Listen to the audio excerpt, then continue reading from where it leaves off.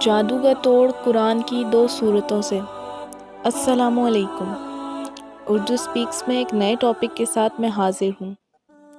امید کرتی ہوں آپ سب جہاں کہیں ہوں گے خیر سے ہوں گے۔ تو آئیے چلتے ہیں ہمارے ٹاپک کی طرف۔ ایک صاحب اور ان کی بیوی پر کسی جادوگر نے انتہائی سخت جادو کا وار کیا۔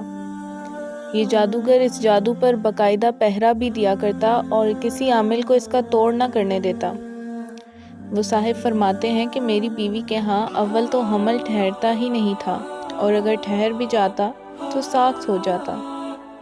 اگر کسی طریقے سے 9 ماہ پورے ہوتے تو بچے کی پیدائش مردہ حالت میں ہوتی۔ ان صاحب کے بارے میں پڑھا ہے کہ یہ صاحب انتہائی باکردار اور 5 وقت کے نمازی تھے، اور بچوں کو مسجد میں قرآن بھی پڑھایا کرتے تھے۔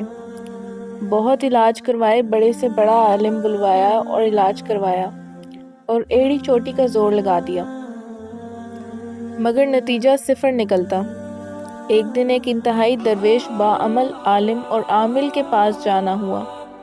یہ صاحب اپنے استخارے کے لیے مشہور تھے، اور ان کا استخارہ 1 منٹ کا ہوا کرتا تھا۔ 1 منٹ میں سارا کچا چٹا کھول کے رکھ دیتے۔ اللہ نے بہت عطا کیا تھا ان کو۔ اب یہ پریشانی لے کر ان کی خدمت میں حاضر ہوئے۔ مولوی صاحب نے بتایا کہ یہ کسی عام زور آور جادوگر کا وار نہیں، بلکہ یہ تو کسی خبیث العین جادو کی دنیا کا انتہائی غلیظ اور ماہر جادوگر، اس کا وار ہے، اور یہ میرے بس سے باہر ہے۔ میں اس عمر میں اتنی سخت محنت نہیں کر سکتا۔ اس کا توڑ بھی کوئی خبیث العین ہی کر سکتا ہے۔ یہ صاحب کیونکہ مجبور تھے اس لیے پوچھنے لگے کہ کچھ تو حل ہوگا۔ مولوی صاحب فرمانے لگے کہ سندھ کے فلاں علاقے فلاں جگہ پر ایک گاؤں کے باہر اسی خبیث العین نے ان دنوں ڈیرا لگایا ہے، تو فوراً اس کے پاس چلا جا۔ اب کیا ہوتا ہے کہ یہ صاحب فوراً سندھ روانہ ہو گئے، اور جیسے ہی اس گاؤں کے باہر پہنچے تو دور سے ایک آگ کا دہکتا الاؤ لگا ہوا دکھائی دیا۔ انہوں نے بزرگوں کی بتائی ہوئی نشانی دیکھ کر اس کی طرف بڑھنا شروع کیا۔ دور سے دیکھتے ہیں کہ ایک آدمی آگ کے پاس بیٹھا ہوا ہے، اور ارد گرد اس کے ماننے والوں کا جمکٹا ہے۔ ابھی 1 ایکڑ دور تھے کہ وہ شخص اچھل کر کھڑا ہو گیا اور زور زور سے چلانے لگا، وہ دیکھو آ گیا جادو کا ڈسا، وہ دیکھو آ گیا قرآن پڑھانے والا۔ یہ اس کے پاس پہنچے اور اپنا مقصد بتایا۔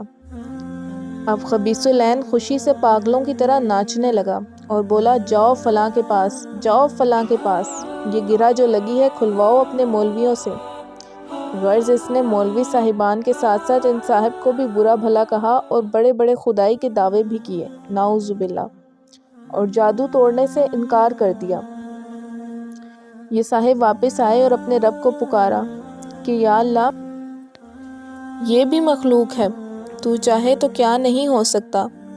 یہ ظالم مجھ پر غالب آ گئے ہیں اور ظلم کرنے سے باز نہیں آ رہے، اور رو رو کے اللہ کے حضور التجائیں کی۔ دفعتاً دل میں القا ہوا کہ جادو کا توڑ تو آقا صلی اللہ علیہ وآلہ وسلم نے معوذتین سے کیا تھا، اور جادو بھی انتہائی سخت بلکہ آخری درجے کا تھا۔ جب آقا صلی اللہ علیہ وآلہ وسلم نے معوذتین سے یہ جادو توڑا تو میں بھی معوذتین ہی پڑھتا ہوں۔ اب انہوں نے اللہ کا نام لیا اور اسی رات سے باوضو ہو کر مسجد میں جا کر معوذتین اس جادو کی توڑ کی نیت سے پڑھنی شروع کی۔ یہ پوری رات پڑھتے رہتے اور وقتاً فوقتاً دن کو بھی ورد چلتا رہتا۔ ہر وقت باوضو رہنے لگے۔ غالباً 6 دن رات کو اونگ آ گئی اور اچانک خون کی پوری بالٹی ان کے اوپر جیسے کسی نے گرا دی ہو۔ یہ بہت پریشان ہوئے، اٹھے، مسجد کے ساتھ ہی کنواں تھا، وہاں نہائے دھوئے اور کپڑے بھی پاک کیے۔ مسجد دھوئی، اب سوچا بیوی کی بھی خبر لے لوں۔ گھر پہنچے تو وہاں بھی یہی حال تھا، اور بیوی انتہائی پریشان تھی۔ بیوی کو دلاسا دیا اور فرمانے لگے، بھلی مانس، اب کچھ ہلچل ہو گئی ہے، انشاءاللہ اب کام بن جائے گا۔ ایک نئے ولولے سے اسی رات سے پھر دوبارہ مسجد میں عمل شروع کر دیا۔ 9ویں دن پھر وہی ہوا، اونگ آئی اور دونوں میاں بیوی پر خون کی بالٹی گرا دی گئی۔ انہوں نے ہمت نہ ہاری اور پڑھنا جاری رکھا۔ 13ویں دن صبح کے وقت ہی وہی سندھ والا خبیث العین مسجد میں داخل ہوا اور آتے ہی پیروں میں گر کے معافیاں مانگنے لگا۔